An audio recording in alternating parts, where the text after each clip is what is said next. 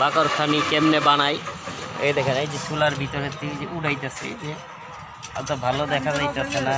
এই দেখেন দেখাইতেছে যে উনি উড়াইতেছে। এটা মাটির চুলা, এটা কয়লা দিয়ে তৈরি করা লাগে।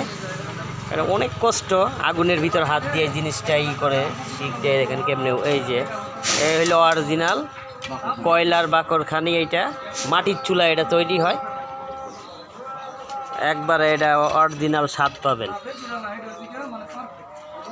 এই চাচা আগে চকবাজারও বানাইছে, এখন নাসিরাবাদ তীরমণি, এটা এই গুদারাঘাটের একটু আগে দোকান। এইটা এই জায়গা, এখানে উনি তৈরি করে দেখেন মাটির চুলায় কয়লা দিয়ে এটা সম্পূর্ণ তৈরি করে নিজে হাতে।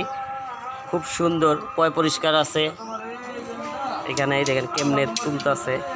আমিও এটা নিতে আসছি, সবাই আসবেন নিতে। দেখেন এই যে দেখাইতেছে, আমি ঘুরাইয়া দেখেন। এই দেখেন কি সুন্দর, এই দেখেন দেখেন কেমনে বানায় এই জিনিসটা। আমরা তো টাউন বাজারে যারা থাকি এই জিনিসটা দেখাই যায় না, খালি বানায় বানায় রাখে, ওইটা নিয়ে যায় আমরা কিনে খাই। দেখেন কি সুন্দর তৈরি করতেছে, অনেক কষ্ট করে এটার পিছনে। সবাই দেখবেন, সবাই লাইক শেয়ার করবেন, সবাই মাল কিনতে আসবেন। আসসালামু আলাইকুম।